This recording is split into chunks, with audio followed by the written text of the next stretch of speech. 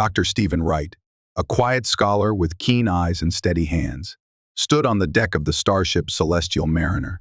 He gazed through the vast observation window, waiting for his pilot to confirm their descent.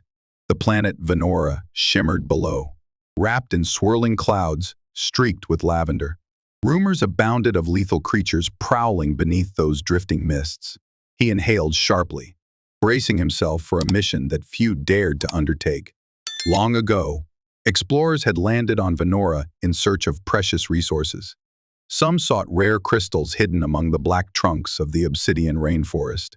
Others pursued the rumored fountain of vitality that lurked in Venora's hidden basins.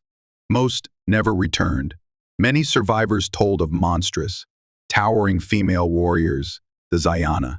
They were rumored to be both regal and terrifying. Watchers of the jungle's secrets, guardians of Venora's heart.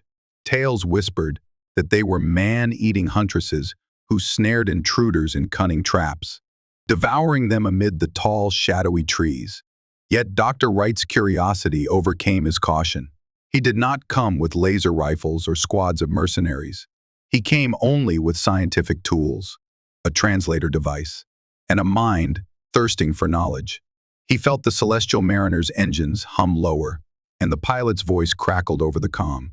"Atmospheric entry in 5 minutes," the pilot said. Stephen nodded to himself. A swirl of excitement and dread awakened inside him. Outside, the planet's curvature glowed as they descended. The pilot engaged the anti-gravity thrusters, lowering them carefully through Venora's upper atmosphere.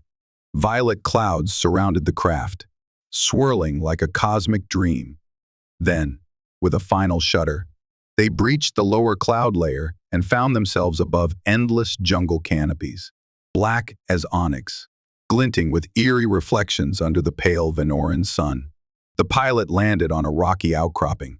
The small clearing, barely large enough for the ship, abutted the towering rainforest. Ancient black trees reached overhead, their trunks shimmering with obsidian sheen. Leaves hung thick, tinted with emerald veins that pulsed faintly, as though with living energy. Pools of silver water dotted the rocky ground, swirling with luminescent patterns. Tendrils of mist slithered around the edges, as if the jungle itself breathed and watched. Dr. Wright took a step down the ramp, inhaling the humid air. A pungent odor of damp leaves and bitter spore-laden mushrooms assaulted him. He found it exhilarating. Venora, he thought, is alive in ways humanity cannot fully fathom. He shouldered his pack and set off, trusting the pilot to maintain a safe watch. The craft hissed shut behind him, sealing itself while he ventured forth.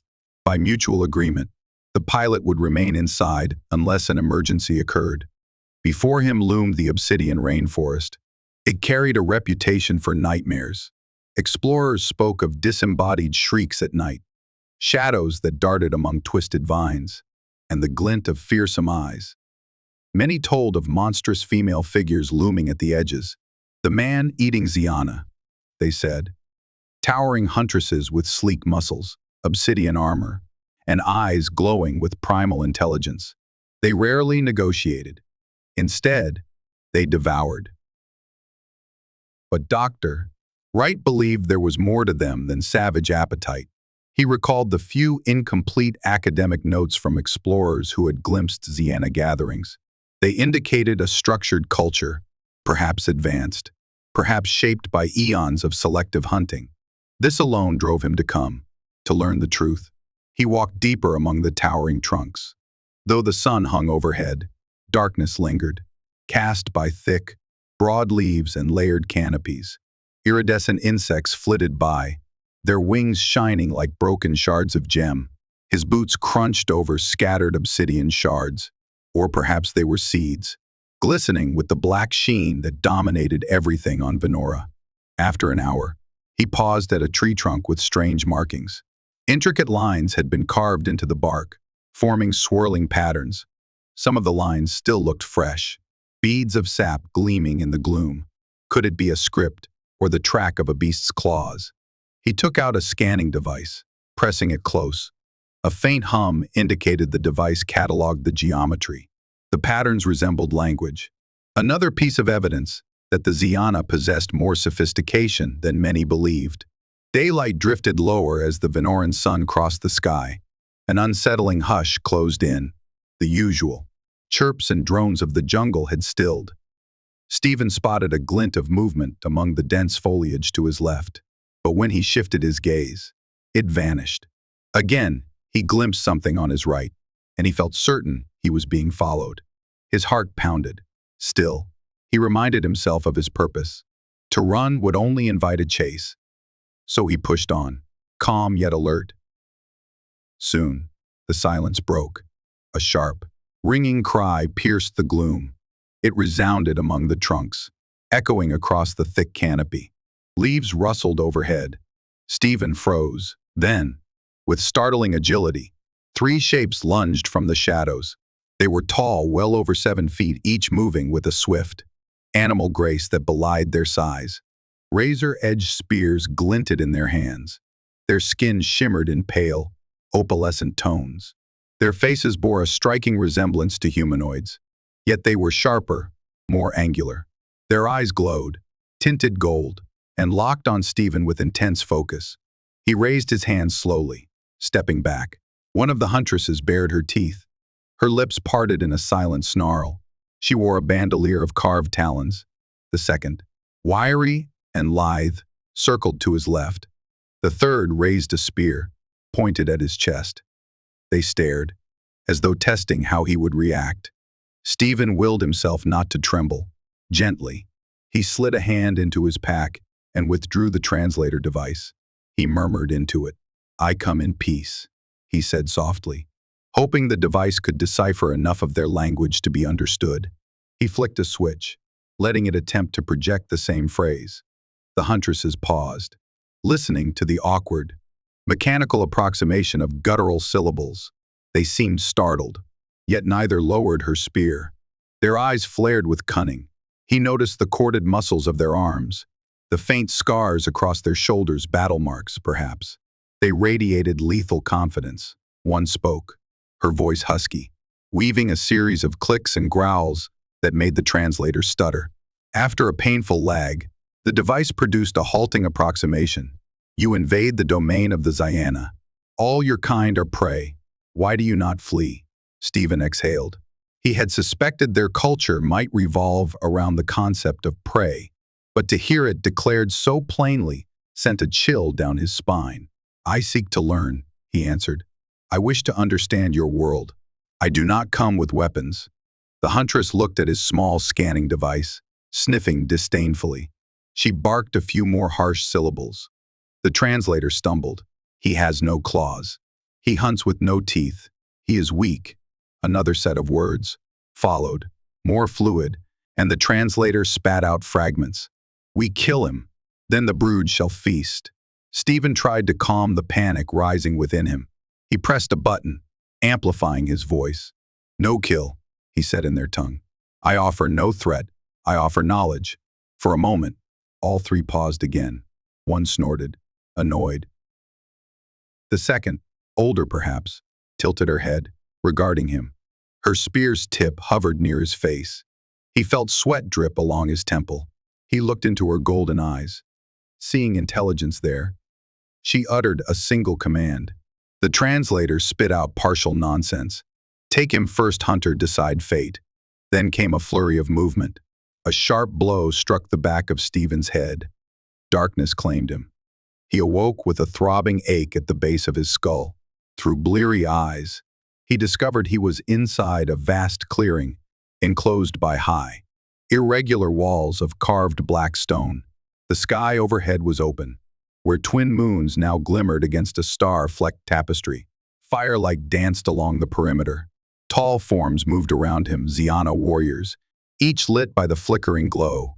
They wore dark, form-fitting garments woven of sinewy vines and obsidian shards, a strange blend of primal artistry.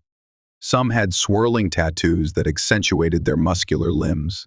He found himself bound but not gagged. Ropes of braided leaf fiber pinned his arms at his sides. The translator device still hung from his belt, mercifully untouched. He strained, testing the bindings, but they held fast. Over a dozen huntresses surrounded him, their stances menacing. The hush of the night pressed in. Finally, one figure parted the circle, stepping forward. This new huntress stood even taller than the rest, perhaps 8 feet from the ground to the crown of her head, her posture regal. Her hair was braided with gleaming black stones, a network of scars traced across her arms, marking countless battles or hunts. She looked Stephen over with a piercing gaze, as though sizing up his soul. She spoke in her own tongue, her voice resonating with command. The translator device rumbled. "I am Xelara, first hunter of the Zyana. Who are you?" Small intruder, summoning his courage.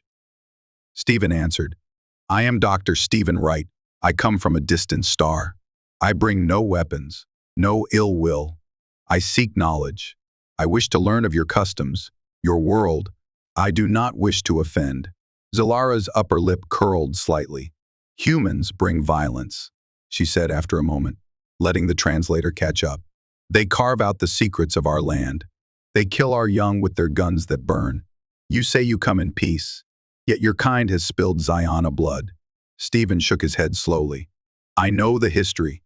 I do not deny that many from my world came here with greed and violence, but I am not like them. I came alone, with only my instruments." Her golden eyes studied him further. Then she signaled to the circle of warriors. Each stepped back, but their hostility remained evident. "If you wish to prove your sincerity," Xelara said, "you must pass the trials of understanding. Only then shall I spare you from being consumed." She bared her teeth. A quiet threat. "Refuse, and you shall be torn apart now." The brood hungers. Stephen's heart hammered, yet a surprising calm descended over him. Something in Xelara's gaze told him he stood at a crossroads. "I will do as you ask," he said, his voice steady. She nodded, satisfied. A flick of her wrist signaled one of the warriors, who knelt and cut his bindings with a swift slash of a stone blade. Stephen rubbed his wrists, grateful for his freedom, however tenuous. Xelara gestured for him to follow. He rose, eyes scanning the enclosed clearing. Towering walls, carved with intricate symbols, encircled them. At intervals, large braziers burned, fed by thick logs that emitted shimmering smoke. The other huntresses moved gracefully around them, watchful. Stephen saw no sign of any men. Perhaps the Zyana brood was purely female, or perhaps their males were kept elsewhere, or simply did not exist. The old rumors offered conflicting accounts. He followed Xelara through a tall archway carved from black stone, the passage leading to a courtyard. The jungle canopy stretched overhead, parted in places to reveal the starry sky. Monolithic statues of past huntresses stood along the edges, each carved with a stoic, proud expression. Some brandished spears, others cradled smaller Zyana children in protective poses. Stephen felt awe at the artistry. This was no mindless tribe, but a civilization with traditions, a sense of heritage. He wondered how they had developed these methods. Did they worship a deity, or did they worship the hunt itself? Xelara gestured at a broad, shallow pit in the center of the courtyard. Carved steps led down, ringed with torches. "We begin," she said. "You will face the trials, survive, and we shall speak further." Stephen approached the pit's edge and peered down. Darkness cloaked the bottom, though faint growls echoed from within. He swallowed. "Face what exactly?" he asked, voice trembling slightly. Xelara's lips curved into a grin that did not comfort him. "The first trial. The guardian of the pit. Show your resolve." She signaled another huntress, who cast a glowing orb into the pit. Its pale light revealed a hulking creature pacing along the rocky floor. It was an enormous feline-like beast, 6-legged, with glossy fur, tufted ears, and eyes shining with predatory rage. Its tail was lined with barbed spines. At the orb's intrusion, it let out a roar that vibrated Stephen's very bones. He realized with a jolt that they meant for him to go down there unarmed. A tremor ran through him. 1,000 reasons not to proceed flared in his mind. Yet he saw no alternative. The only path to potential understanding was to comply. He turned to Xelara. Is there no other way? She merely shook her head. In the pit of the guardian, only cunning spares you. That is your test. The circle of warriors peered down, some crossing their arms, others wearing hungry looks. Perhaps they fully expected him to fail and to feed the beast. Summoning his courage, Stephen made his way down the steps. The humid air thickened around him. Each step echoed. The guardian growled, eyes fixed on him. He reached the bottom, heart pounding in his throat. The beast crouched low, muscles coiled. His translator device was of no use here. It was not a rational being. Could he outsmart it somehow? The creature roared again, charging forward. Stephen dove aside, nearly crashing into the stone wall. The guardian's barbed tail whipped around, narrowly missing his back. He scrambled to his feet, scanning the space. He had no weapon, nothing but the environment and his wits. Sweat beaded on his brow. The watchers above saw everything, no doubt waiting for him to be torn apart. The guardian circled, drooling from a massive maw. Stephen noticed a series of jagged rocks near the pit's edge. Perhaps they had fallen from above. Carefully, he edged toward them. The beast's eyes flicked to the movement. It snarled, pouncing forward again. This time, Stephen lunged behind the rocks, feeling the creature's claws rake air. He seized a sharpened stone shard. Though primitive, it was better than nothing. He kept it raised, trembling as the guardian turned. Tail bristling with barbs, it pounced a third time, but Stephen thrust the stone shard upward. The guardian howled, twisting in midair. The shard grazed its flank, drawing black ichor.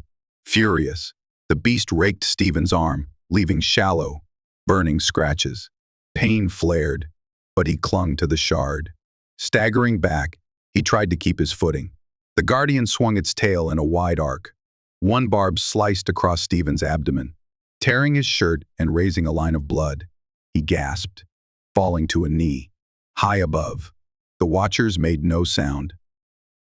Stephen felt dizziness creep in. He pressed his palm to the wound, red seeping between his fingers. He would bleed out if this continued much longer. Desperate, he recalled a principle from wildlife research on Earth. Predators can be tricked or disoriented. He spied the glowing orb that lit the pit.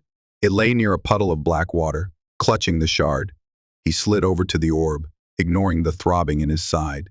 The guardian charged again, but Stephen spun, using the orb like a flash. The intense glow seemed to momentarily blind the beast. It stumbled, letting out a roar of confusion. With that opening, Stephen dashed around its flank, raising the shard. He sliced a deep gash along its hind leg. The beast howled. Perhaps pain would drive it away, or at least give him an opening to subdue it somehow. But the guardian whirled on him, jaws snapping. He realized it would fight to the death. There would be no easy retreat. Summoning strength from raw survival instinct, he dove under its swiping forelegs, jammed the shard into its exposed underbelly, and twisted with everything he had. A deafening roar split the night. The guardian convulsed, black blood gushing. Stephen pulled away, panting. The creature slumped, eyes glazing over with shock and mortal pain. Slowly, it collapsed to the rocky ground, letting out a final, shuddering breath. Silence fell, broken only by the drip of thick blood. Stephen knelt there, shaking.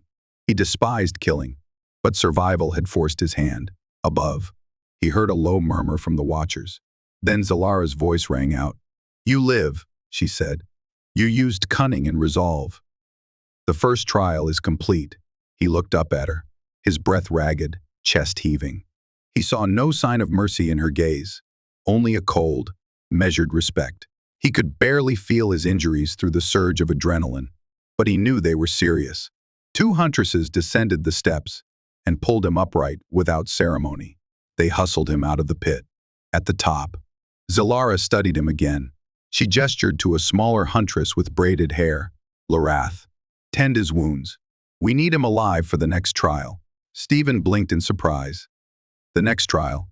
Of course there would be more. His relief at survival mingled with dread.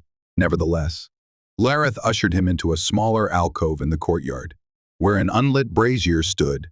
She guided him to a stone ledge. forcing him to lie down. He resisted slightly, uncertain, but her strong hands pushed him down. Then she retrieved a pouch from her belt. She took out a thick salve that smelled of pungent herbs and pressed it to his wounds. Stephen gritted his teeth at the burn, but soon a numbing coolness spread, easing the pain. Larath bound his cuts with strips of some fibrous material that conformed to his flesh, adhering like a second skin. Her expression remained impassive. She neither smiled nor scowled, simply performed her duty. When she finished, he sat up slowly, murmuring a faint thank you. She did not reply, but her gaze softened a fraction. With the translator device, he tried again. "Thank you for healing me." She looked away, as if perplexed. Then she rose and beckoned him to follow. They returned to Xelara, who waited in the courtyard with 2 other huntresses. All around, Stephen saw that the camp, if one could call it, that was much larger than he had realized.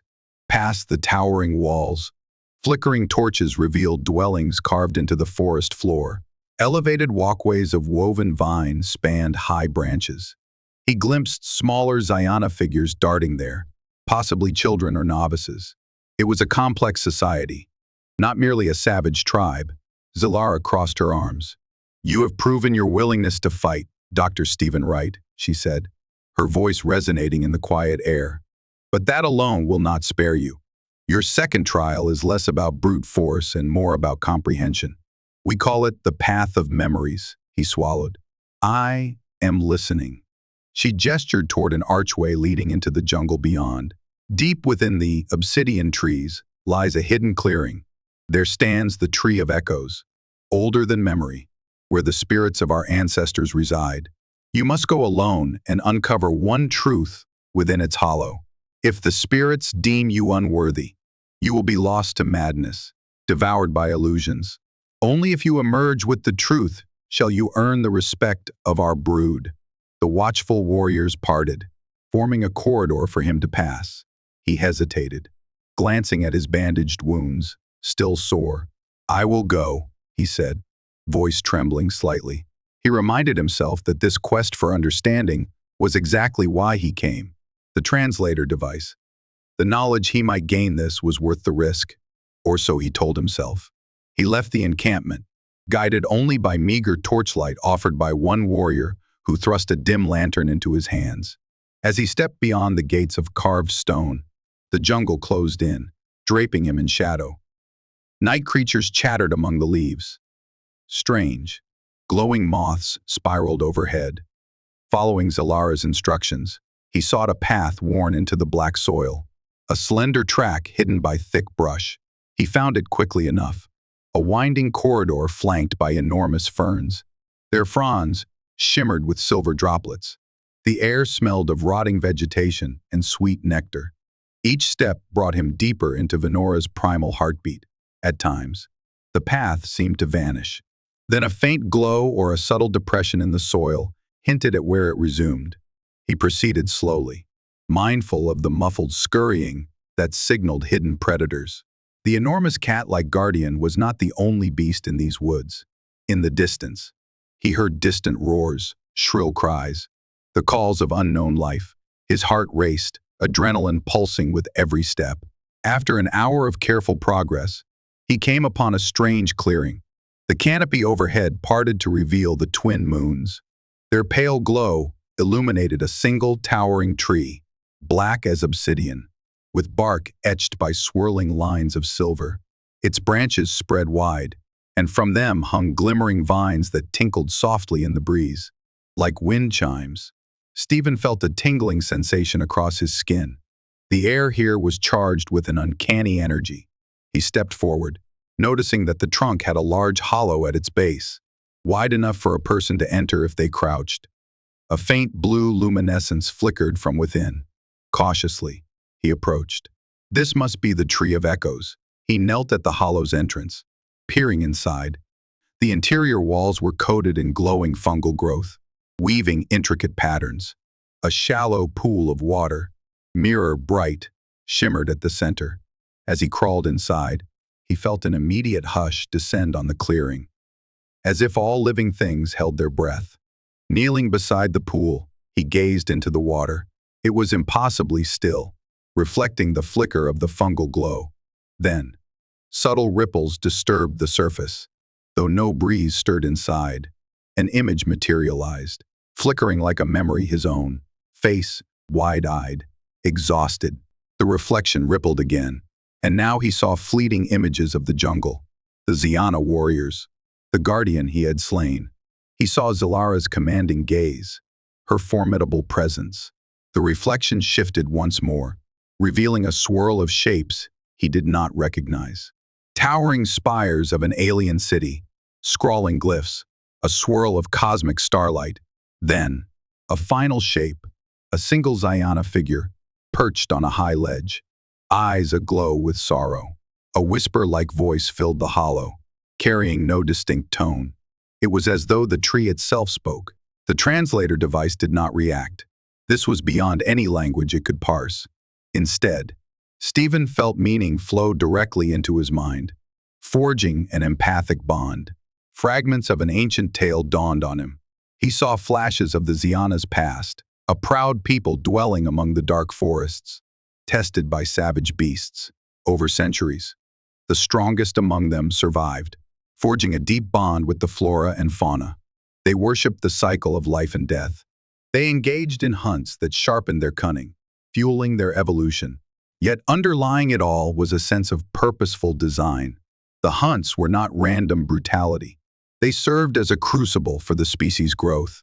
He caught glimpses of the earliest humans who arrived, bearing bright lights and advanced machinery. Some Zyana approached peacefully at first, curious about these skywalkers, but fear begat violence on both sides. The hunts turned lethal. The Zyana learned to see outsiders as prey, just as humans deemed the Zyana beasts to be exterminated. The tragedies piled high. Blood tinted the black soil. The rift grew. But in these flickering memories, Stephen sensed a faint prophecy. A child of the stars would come with open hands. One who sought knowledge would break the cycle of hatred, forging a future beyond endless bloodshed. His vision blurred. He pressed trembling hands to his face. The swirl of images receded, leaving him breathing heavily in the still hollow. Slowly, the luminous fungi dimmed, as if having delivered its message. A truth, he whispered. Recalling Xelara's words, he had found more than one. He had glimpsed the sorrow at the root of the hunts, the cycle that enslaved both Zyana and humankind in fear. Could it be undone? He rose, unsteady, and crawled out of the hollow. Outside, the clearing remained silent, yet the tension in the air felt changed, almost lighter. He suspected the Tree of Echoes recognized him as worthy, or at least not wholly unworthy. He had gleaned the knowledge he needed. Now he had to survive long enough to share it. He turned back the way he had come, forging through the twisting path under the moonlight. Upon returning to the encampment, Stephen found Xelara and her retinue waiting, torches lighting the night. She regarded him with an unreadable expression. "You have returned," she said. "Many have fled that path or vanished in madness. Speak, then. What truth have you learned?" With the translator device active, Stephen recounted the visions. Your people began as guardians, shaped by the crucible of the obsidian forest. You hunted to grow strong, to refine your species. But in your hearts, you still seek a greater unity, not endless killing. Violence with outsiders arose from fear on both sides. The cycle continues, but it can be broken. Xelara's eyes narrowed. Behind her, the other warriors exchanged uncertain glances. Silence stretched thin. At last, she nodded slowly. "Yes," she said. "The Tree of Echoes reveals the living memory of our brood. The cycle of hunts has defined us. Still, we feel the weight of it." Her gaze flickered with a complicated emotion. "You speak truths known only to our high mothers. Thus, you have passed the second trial." He bowed his head, relief washing over him. A swirl of fatigue threatened to overwhelm him. Yet Xelara was not finished. "One final test remains," she announced, her voice carrying through the courtyard. "The right of ascent. You will face me, Dr. Stephen Wright, in combat." She saw his shock and explained, "Strength or cunning alone is not enough. You have shown both. But to gain the brood's respect, you must challenge our greatest huntress. If you survive, we shall treat with you as an equal. If you fall, you become our feast." Stephen's knees nearly gave out. After everything he had endured, now he must fight Xelara herself. She towered over him, muscled like a panther. He had no illusions about the outcome of a direct battle. Yet if he refused, his fate would be sealed anyway. He found himself nodding. "When? Dawn," she said, gesturing to the paling sky in the east. "You may rest until then." A large guard led him to a modest chamber, carved from the black stone near the fortress wall. It was empty save for a straw mat and a small water basin. Once alone, Stephen sank onto the mat, wincing at the pain in his bandaged side. Exhaustion weighed heavily on him, yet anxiety for the coming battle gnawed at his mind. How could he possibly defeat the first hunter of the Zyana, or at least survive her? Still, amid the dread, a faint seed of hope stirred. He recalled the images from the Tree of Echoes, the prophecy of bridging worlds. Perhaps survival was not about raw strength, but about proving a deeper bond. He formed a plan, though it was as tenuous as a cobweb. With that, he finally let his weary eyes close, drifting into a restless sleep. Dawn arrived with the hush of the forest. Pale light filtered through the black leaves, scattering eerie reflections. Stephen was roused by two silent guards. They guided him to an open arena near the fortress's center, a wide circle of hard-packed earth. Dozens of Zyana warriors had gathered, forming a ring. Some perched atop stone pillars, others crouched in vantage points along the walls. All watched with intense curiosity. At the far side of the ring stood Xelara, clad in an obsidian breastplate that gleamed under the morning glow. She held a long spear with a wicked hooked blade. Her eyes, golden and stern, locked on Stephen. He suppressed a tremor of dread. She stepped forward, voice echoing, "You stand before me in the right of ascent. Fight with your full will or perish." She twirled the spear, the motion swift and deadly. A huntress stepped between them, holding out two weapons to Stephen, a short spear and a curved blade, both carved of black stone. "Choose," she said curtly. Stephen took the short spear, feeling how light it was. The blade, though sharper, required closer combat. He doubted he could match Xelara's skill in melee. The short spear gave him some reach. He tested its weight, heart pounding as the ring fell silent. Then Xelara lunged. Her spear whistled through the air. Stephen barely deflected the blow, feeling the impact jar his arms. She was strong, fast, relentless. She pivoted to strike again, forcing him to leap back. The watchers let out a collective hiss of anticipation. Stephen tried to circle, but Xelara kept advancing, launching precise thrusts each time. He managed to parry by a hair's breadth. He knew he would tire first. The wound on his side throbbed, slowing him. He feigned a desperate thrust, causing Xelara to shift. Then he darted left, trying to gain her flank. But she predicted it, swinging her spear around in a brutal arc. The spear's hooked tip caught his shoulder, slicing deep. He gasped, stumbling. Blood trickled down his arm. Xelara pressed her advantage, driving him to the ring's edge. The circle of onlookers parted as he approached, some jeering, his vision blurred from the pain. Yet he caught a glimmer of insight. For all her skill, Xelara's stance was deliberate, almost ritualistic. She expected a certain dance from him. He realized the rite of ascent was not purely about killing. It was also about testing spirit. The Zyana revered the hunt, but they revered cunning above all, summoning his last reserves. Stephen switched his grip on the spear, engaging her from an unexpected angle. They clashed, spear shafts grinding. He twisted, hooking her spear aside. She stepped in, driving her elbow into his chest. He reeled, breath whooshing out. Still, he kept hold of his weapon. Xelara paused, scanning him for signs of surrender. He panted, battered, but refused to yield. "I want," he gasped, "peace, not your life." She tilted her head, eyes narrowing in confusion or interest. In that hesitation, Stephen made his move. He lunged low, hooking her spear to the ground. With a grunt, he toppled her backward using leverage. She crashed onto her back, her spear wrenched from her grip. Quickly, he planted a knee on her armored chest, aiming the spear's tip at her throat. The ring fell deathly silent. Xelara gazed up at him, face tight. For a moment, it seemed the watchers would surge forward. Then Stephen spoke, voice trembling. "I have you beaten, yet I do not kill. I do not crave your death." He let the translator repeat his words in the Zyana tongue. He lowered his spear slowly, releasing her. She rose in a fluid motion, eyes blazing. He braced himself, unsure if she would strike him down in fury. Instead, she stepped back. The watchers drew in a collective breath. Then, with solemn dignity, she inclined her head. A hush spread. "You have passed the rite of ascent," she declared, her voice echoing.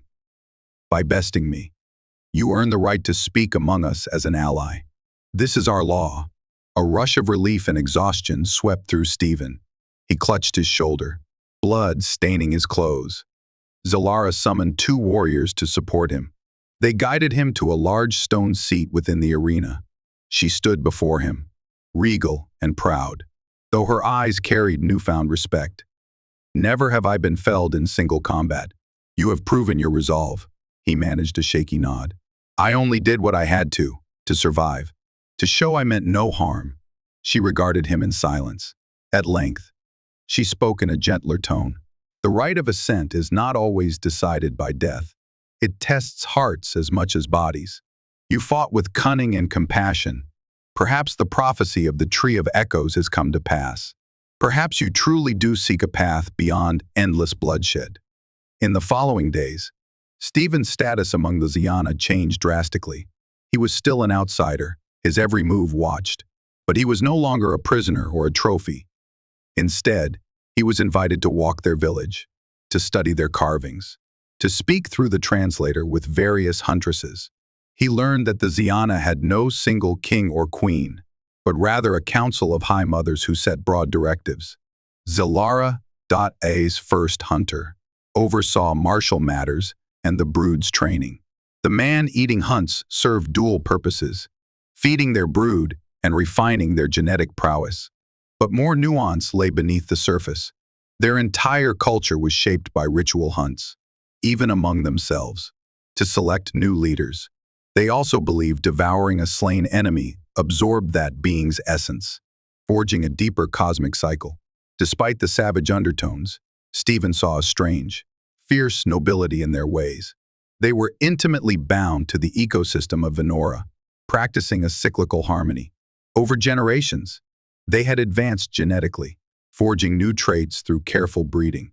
They used the lethal environment as a crucible for evolution. That was how they grew taller, stronger, more cunning, and why they revered the hunt above all else. They believed it was the surest path to continual improvement. Yet the hunts against humans had become a bitter necessity once humans proved hostile. Too many times, the Zyana had been forced to defend themselves. Those who ventured into the rainforest rarely tried to speak, opting instead to fight. It was no wonder the Zyana responded in kind, as Stephen's wounds healed under the care of their potent herbal remedies. He spent countless hours in conversation with Xelara and other brood leaders. He shared knowledge of humanity's broader civilization, explaining that many humans bore no ill will, that some might wish for cooperation rather than conflict. In turn, he learned more about their elaborate rites and the hidden histories of Venora. A pivotal moment came when Stephen was escorted to a labyrinth of carved tunnels beneath the fortress. Flickering torchlight revealed ancient murals and glyphs on the walls. Xelara led him into a vaulted chamber near the heart of the labyrinth. There, carved from the black stone, stood a towering sculpture of a Zyana mother cradling a child. Around her, smaller figures were etched, each with distinct markings. "This is the Hall of the Ancients," Xelara murmured. "We keep here the memory of our brood. Each generation leaves its mark. The hunts are our lifeblood. Yet the Tree of Echoes and our earliest scripts say that someday there may be a bond with those not of Zyana blood, a bond that will reshape us." Stephen studied the carvings, heart pounding. He recalled the prophecy from the Tree of Echoes. And you believe I might be part of that bond? Xelara's gaze was contemplative. I did not, at first. But you passed the trials, overcame me in combat, and yet refused to kill. You speak words of peace. You show respect. I cannot deny possibility any longer. She trailed her hand along one carving that depicted two figures, one clearly Zyana, the other smaller and vaguely humanoid, standing side by side, arms raised. The lines were centuries old, half eroded by time, yet the message was clear: unity. Over the following weeks, Stephen worked tirelessly to prove goodwill. He guided the Zyana in constructing a rudimentary communication beacon that might allow them to hail incoming human vessels.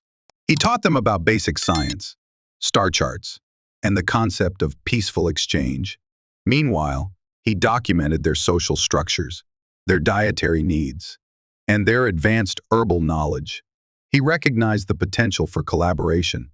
Human medical experts could glean breakthroughs from Zyana remedies. Meanwhile, the Zyana could benefit from human technology. But bridging that gap meant dispelling centuries of fear. Throughout this delicate process, Xelara often accompanied him. She remained firm, proud, sometimes severe. Yet flashes of curiosity broke through. She asked about Stephen's home world, about the city lights that never dimmed, about libraries overflowing with books. He answered, as best he could, painting a vision of wonders.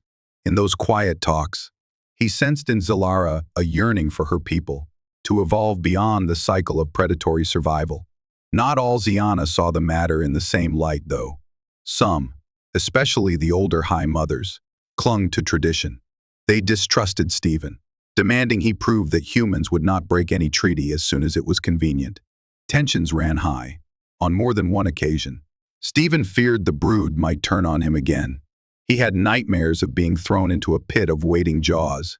Yet the memory of that prophecy and Xelara's cautious support sustained his resolve.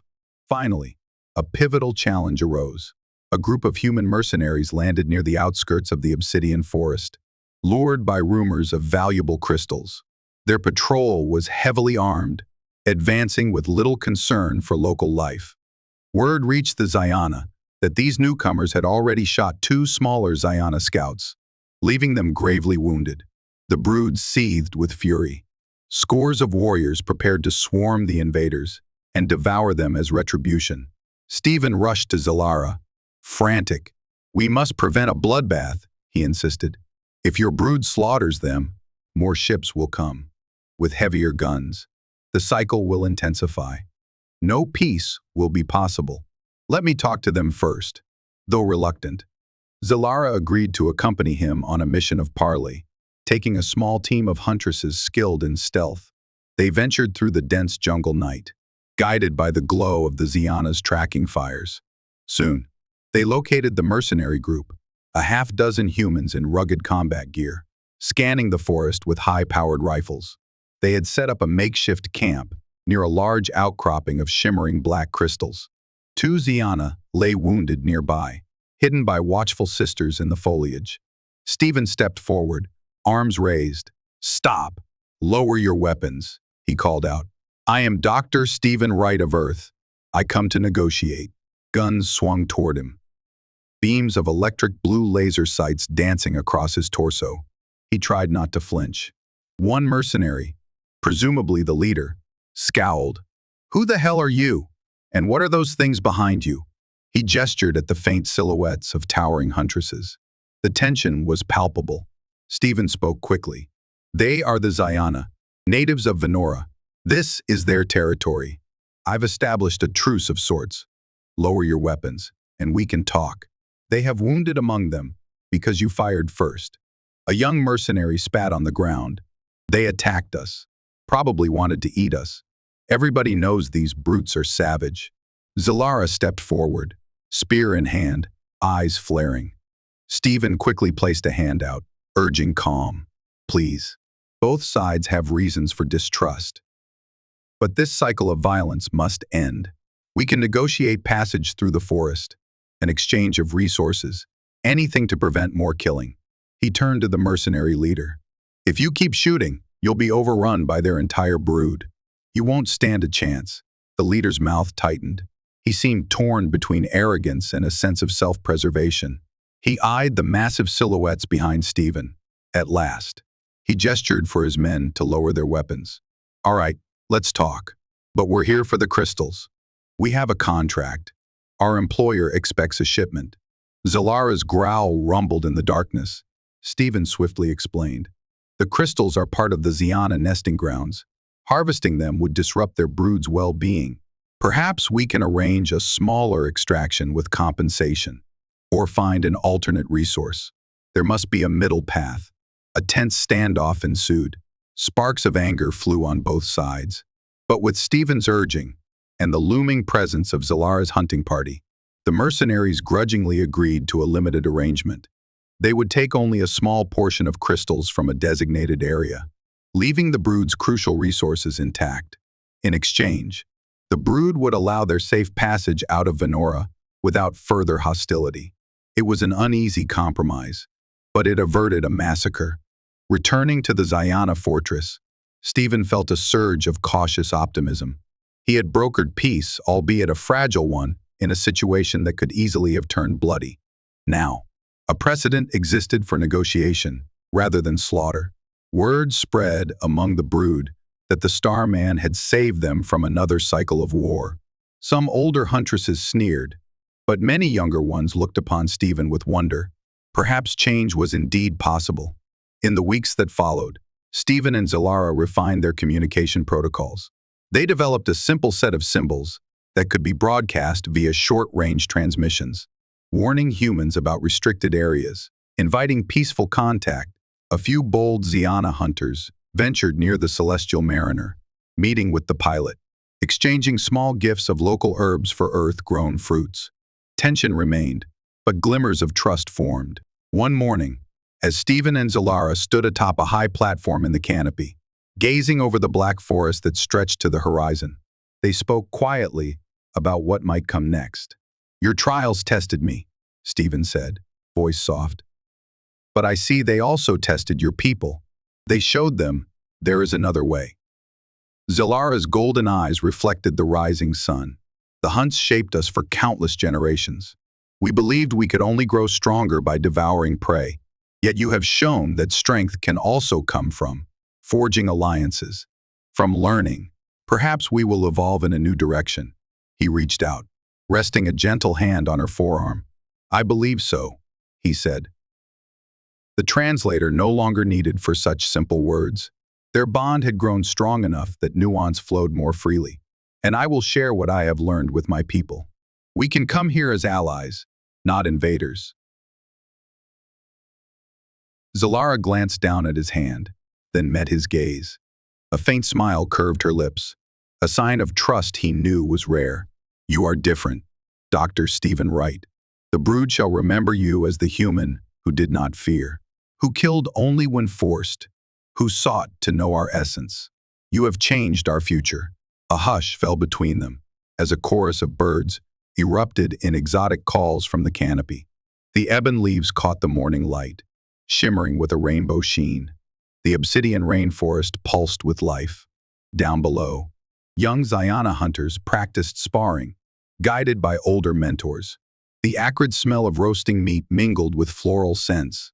Overhead, the sky glowed with the promise of day. Stephen let out a slow breath, feeling that he stood at the threshold of a grand new era for both species. Days melted into weeks, and soon it came time for Stephen to depart. His pilot was growing anxious, and supplies on the Celestial Mariner had dwindled. Before he left, a grand assembly took place in the fortress courtyard. Huntresses of all ranks gathered, from novices to veterans. The High Mothers emerged from secluded halls, draped in ornate garments woven with black stone beads.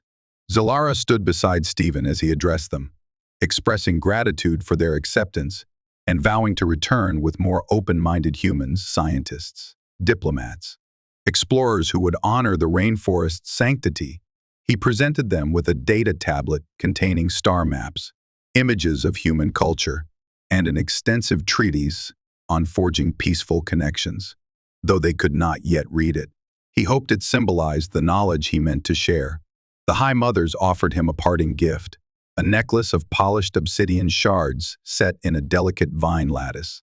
Xelara placed it around his neck, saying, "May this remind you of the Zyana's spirit and the bond we share.